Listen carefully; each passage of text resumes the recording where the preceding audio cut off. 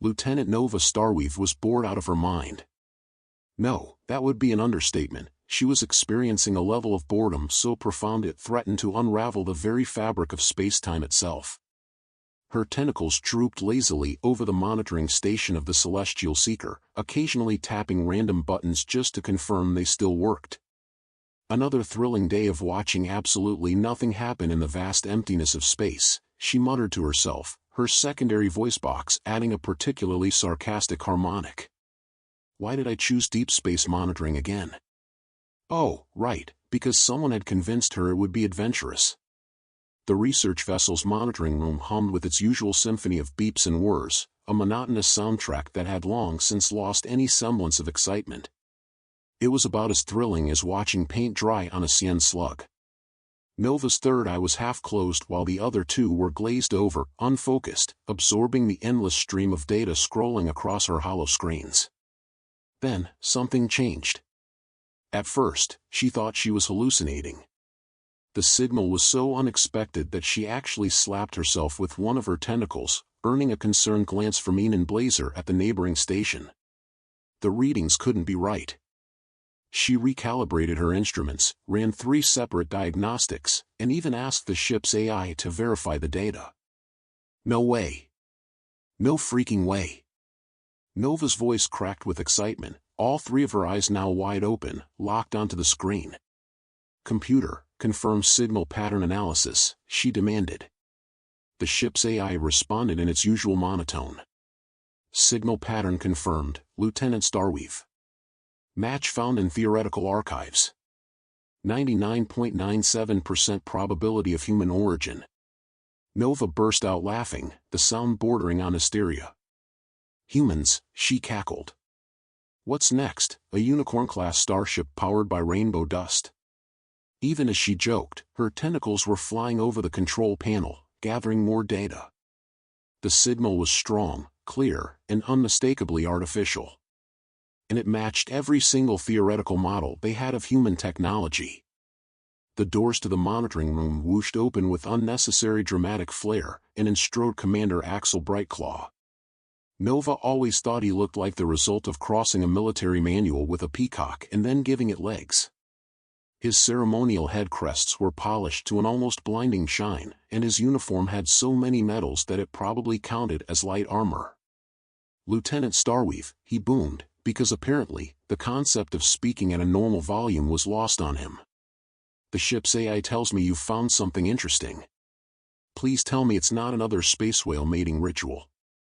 The last time we recorded one of those, half the crew needed therapy. Nova's tentacles gestured excitedly at her screens. Sir, you're not going to believe this, but we've detected what appears to be a human ship. Commander Brightclaw's head crests deflated slightly, his species equivalent of raising an eyebrow. Lieutenant, have you been drinking Zoral juice again? You do remember that stuff makes you hallucinate that you're a quantum physicist. No, sir, I'm completely sober. Look at these readings. She pulled up the detailed analysis on the main view screen. The energy signature, the communication frequencies, the propulsion patterns, they all match the theoretical models in our database. And before you ask, yes, I've triple-checked everything. Unless the universe itself is pulling an elaborate prank, we are looking at genuine human technology. Commander Brightclaw's crests slowly reinflated as he studied the data. His 6-fingered hand stroked his chin thoughtfully, making the bioluminescent spots on his neck pulse with interest. Well. It seems the myths might not be myths after all. Have you tried hailing them? Not yet, sir. I thought I should confirm with you first, given that, we're potentially about to make first contact with a species that half the galaxy thinks is just a scary bedtime story meant to make hatchlings eat their vegetables. Good thinking, Lieutenant. Though, I must say, if humans turn out to be real, I am going to win a lot of money in the officers' betting pool. And my mate will finally have to admit that my collection of human artifacts isn't just, he deepened his voice mockingly, expensive space junk. Nova couldn't help but grin. Sir, with all due respect, that broken food replicator you bought at that sketchy auction is still probably not a genuine human toaster. Brightclaw folded his arms. "We'll see about that, Lieutenant. We'll see about that." His crests were now fully extended, a sure sign that he was both excited and already planning how to gloat about this discovery. "Well," he said, cracking a sharp grin. "What are you waiting for? Open a channel. Let's see if humans are really as crazy as the stories say they are." Nova turned back to her console, her tentacles trembling slightly with anticipation as she prepared to send out the first contact signal. She couldn't help but wonder. Was this what it felt like to stand at the edge of history, about to take a leap into the unknown? Or was she just about to make a complete fool of herself in front of the entire crew? Either way, at least it wasn't boring anymore. The signal. The main conference room of the Celestial Seeker was packed tighter than a Martian sardine can. Not that anyone present actually knew what that was.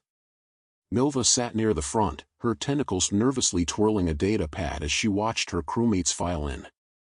The excitement in the room was palpable, creating a buzz that made the ship's harmonic stabilizers work overtime. Commander Brightclaw stood at the front, his head crests fully extended in what Nova recognized as his "I'm about to make a very important announcement" pose. Behind him, a holographic display showed the signal data that had thrown the entire ship into chaos. "Attention, crew of the Celestial Seeker," Brightclaw announced, his voice cutting through the chatter like a plasma torch through butter. "As most of you have probably heard, thanks to our extremely efficient rumor mill, we have detected what appears to be a human vessel." The room erupted in a cacophony of voices, clicks, and various biological sounds that probably shouldn't be mentioned in polite company. "Impossible," shouted Chief Engineer Ryland Sparkforge, her crystalline body reflecting the room's lights and agitation. "Humans are just stories. Next, you'll tell me the Great Space Chicken is real too." From the back of the room, Security Officer Blake Steelclaw raised all four of his arms. "Actually, I have a great-aunt who swears she traded with humans once. Though she also claims she arm-wrestled a black hole and won, so, maybe not the most reliable source." "If I may," interrupted Dr. Luna Quantum Weaver, the ship's chief xenoanthropologist, as her hover chair glided forward. "While humans have long been considered mythical, there is substantial evidence suggesting their existence. Consider the artifacts we found. The consistent descriptions across different species folklore." Nova pulled up her research notes on the main display. "Dr. Quantum Weaver is right. Look at these historical records." She barely got the words out before Communications Officer Jade Knight Whisper cut in, her bioluminescent patches pulsing with amusement. "You do remember the most ridiculous claim, right? That humans intentionally consume stimulants that would kill most other species just to stay awake longer?"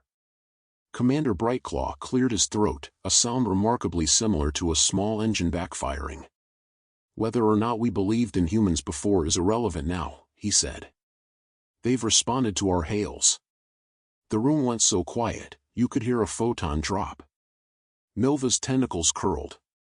"They what?" Lieutenant Nova Starweave's tentacles went rigid with shock.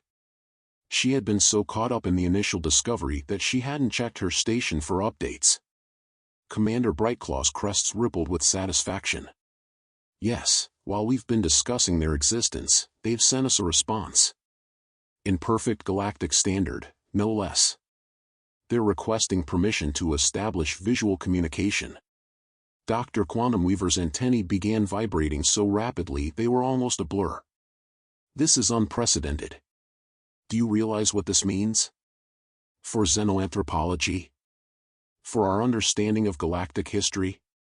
For my research grant? It means we could all be about to die," grumbled Chief of Security Maximus Ironheart, his scales shifting to a worried shade of deep purple. "Every story about humans includes some form of impossible survival scenario. They supposedly breathe toxic gases for fun." Nova couldn't help herself. "Well, technically oxygen is toxic to most species. We just evolved to process it differently then." "Not helping," Lieutenant Ironheart growled.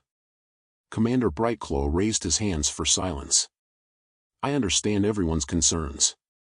Yes, if the stories are true, humans are incredibly dangerous. They come from a death world with gravity that would crush most of us.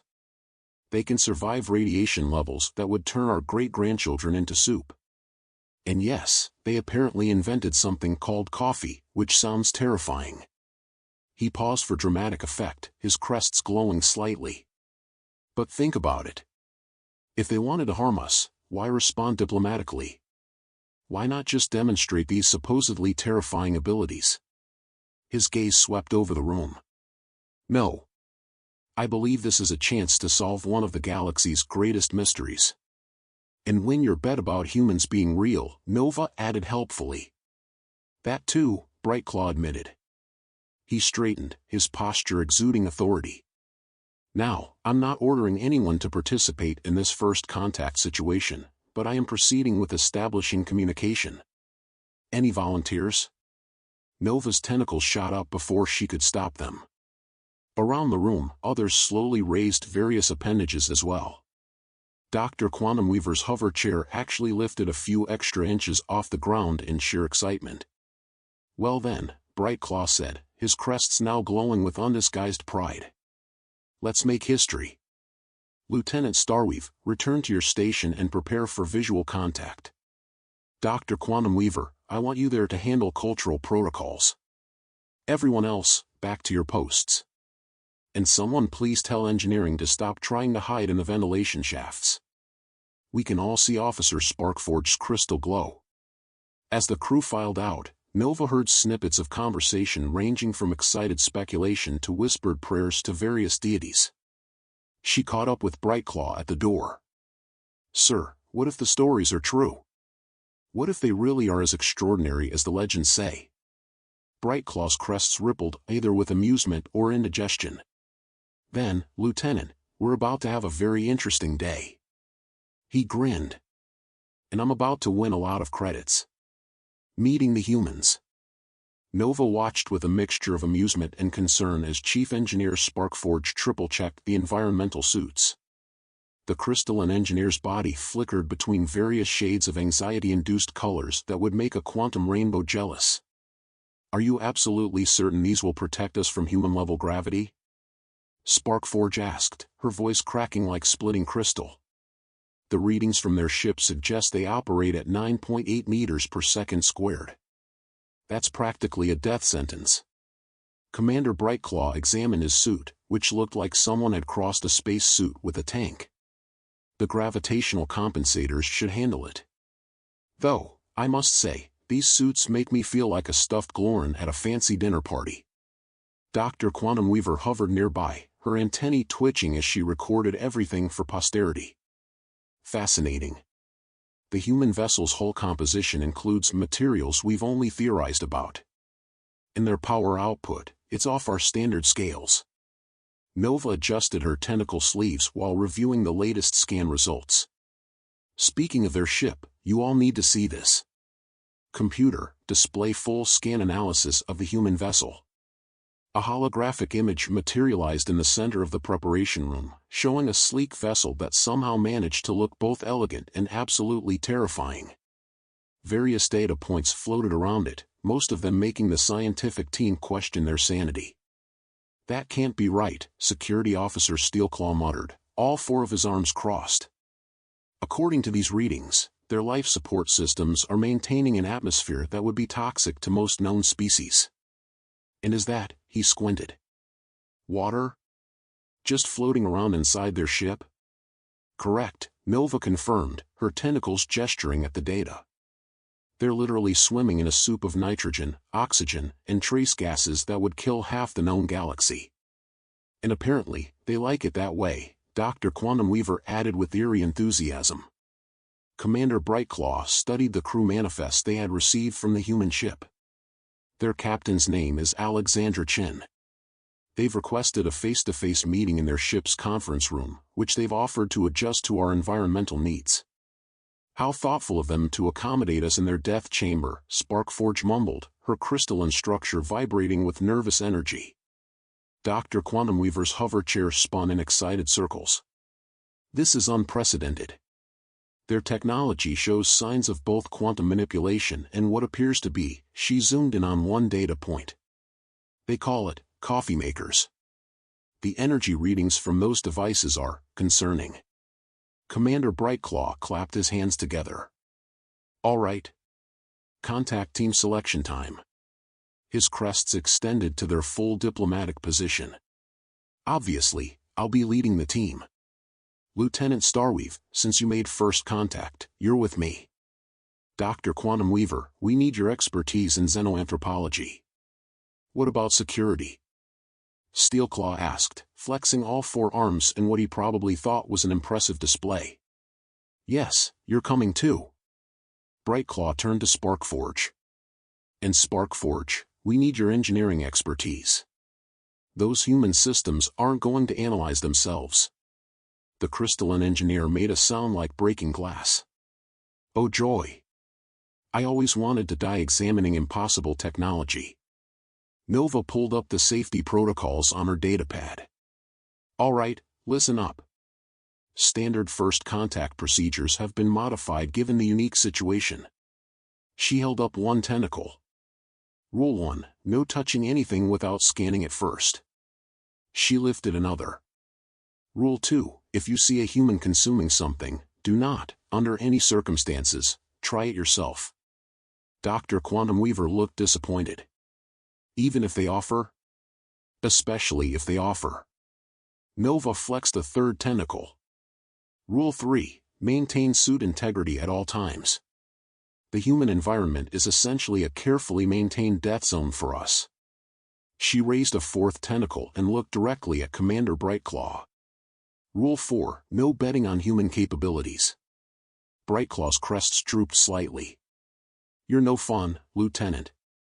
And finally, Rule 5. Nova looked at Dr. Quantum Weaver. All observations must be recorded for scientific purposes. Dr. Quantum Weaver's antennae twitched. That means my personal commentary about how exciting everything is must be kept to a minimum, Nova finished. Quantum Weaver sighed.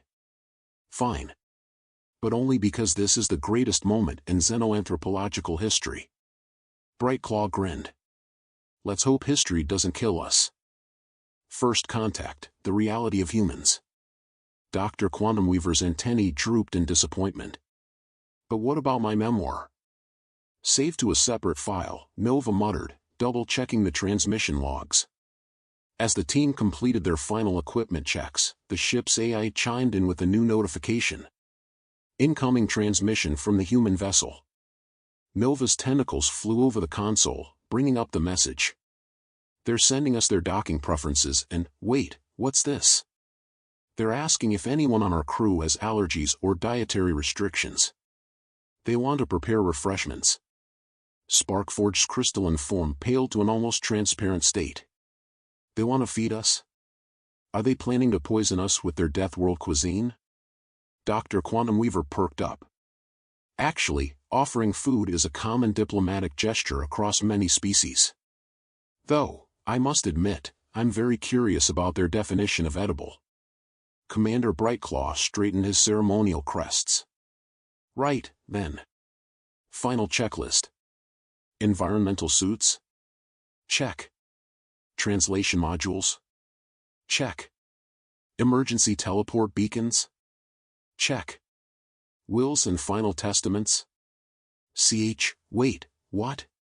Just kidding. Brightclaw chuckled, his crests rippling with amusement. Mostly. The team exchanged uneasy glances. Now, remember, Brightclaw continued, we're about to make history. Try not to stare at the humans too much. Don't mention anything about their gravity being terrifying. And please, Sparkforge, try not to crystallize and panic if they do something impossible. The engineer made a noise like tinkling wind chimes. No promises, sir. Nova did one final check of her equipment, her tentacles moving with practiced efficiency. She couldn't ignore the knot of anticipation in her core. They were about to meet creatures that had, until today, been considered myths, beings that supposedly turned their own planet's deadliest conditions into comfortable living arrangements. She exhaled. Well, she muttered to herself, at least it's not boring anymore. Approaching the Terra Venture. The celestial seeker glided through space with all the grace of a nervous Sienne butterfly. Nova watched from her station as the distance between their ship and the human vessel steadily shrank.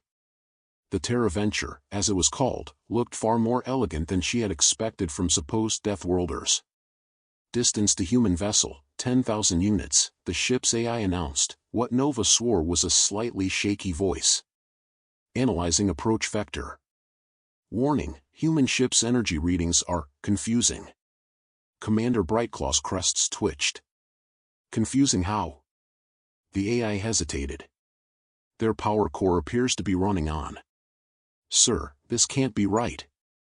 The readings suggest they're using controlled fusion reactions. The bridge crew gasped. Sparkforge's crystalline form flickered between panic green and awe purple. That can't be right. Controlled fusion? That's a myth. Approaching 8,000 units. Another update from the Terra Venture appeared, and a moment later, the main view screen flickered to life. For the first time, the crew of the Celestial Seeker saw a human. Captain Alexandrichin smiled at them. Several crew members instinctively backed away from their stations. "Greetings, Celestial Seeker," Captain Chen said, her voice carrying none of the bone-crushing terror their legends had warned about. "We're honored to make your acquaintance. I hope our approach vector meets with your approval." Nova's tentacles curled slightly. "Sir," she whispered to Brightclaw. "She's not wearing any protective gear.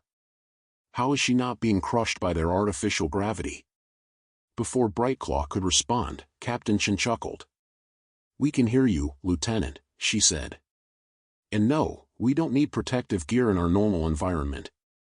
Though I understand why that might seem strange to you." The bridge fell silent.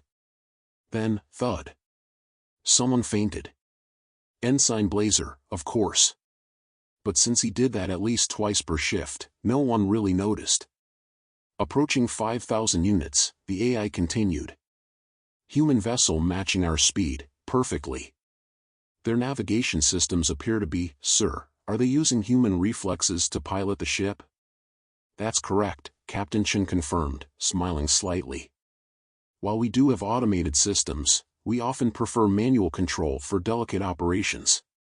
Communications Officer Night Whisper blinked, her bioluminescent patches flashing in confusion. But our records suggest humans have reaction times measured in whole seconds." "How can you possibly?" "A common misconception," Chen replied smoothly. "Would you like a demonstration?" Before anyone could protest, the Terra Venture executed a perfect spiral maneuver around the Celestial Seeker, maintaining exactly the same distance while completing a full orbit in under 10 seconds. The bridge went dead silent. Sparkforge muttered, "Show-offs." Brightclaw cleared his throat. "Distance holding at 1,000 units. Docking procedures ready to commence." "Warning," the AI added. "Human ship's artificial gravity is." "Captain Chen, are you sure these readings are correct?" "Perfectly correct," Chen assured them. "We've adjusted the docking bay to 0.3 of our normal gravity to make you more comfortable. We thought starting at full Earth gravity might be intense for a first meeting." Dr. Quantum Weaver's hover chair nearly hit the ceiling in excitement. "Fascinating. You can manipulate your gravitational fields with such precision? But wait, you mean your normal gravity is more than 3 times this level?" "That's right."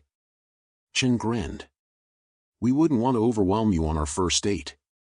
"Oh, sorry, cultural reference. Our xenolinguists are still fine-tuning the translation matrix." Nova's tentacles trembled as she took frantic notes. Everything they had learned about humans so far contradicted the myths, yet, somehow, it made them even more impressive. Beginning docking procedures, the AI announced, its tone almost resigned to the impossibility of what it was witnessing. Then, another alert flashed. "Warning, human ship is sending us cookies." Nova blinked. "Wait. What?" The AI hesitated. "Error. Unable to process this level of hospitality." Captain Chen laughed, a sound that made several crew members jump. "Just a small welcome gift," she said. We believe in starting diplomatic relations on a sweet note. Don't worry, they're specially prepared to be safe for your biology. Brightclaw's crests were fully extended now, his completely out of his depth but trying to look dignified stance. That's very thoughtful of you, Captain, he managed. We look forward to meeting in person. Likewise, Chen said warmly. Our diplomatic team is ready to receive you whenever you're prepared. We've adjusted the conference room's environment to match your ship's specifications, and our medical team is standing by, just in case anyone has trouble with the gravity transition. As final docking procedures commenced, Nova couldn't help but notice how different this was from the stories. Where were the terrifying, barely contained berserkers who laughed in the face of death? Instead, they had found an advanced, thoughtful civilization, one that had mastered their deadly environment so completely that they could adjust it on a whim. Docking complete, the AI announced. Warning, human hospitality levels exceeding safety protocols. Brightclaw straightened his uniform. Well, team. This is it. Time to make history. Try to remember your training, don't accept any drinks without scanning them first, and, please, someone wake up Ensign Blazer before he misses everything. Nova took a deep breath. One thing was certain. It wasn't boring anymore.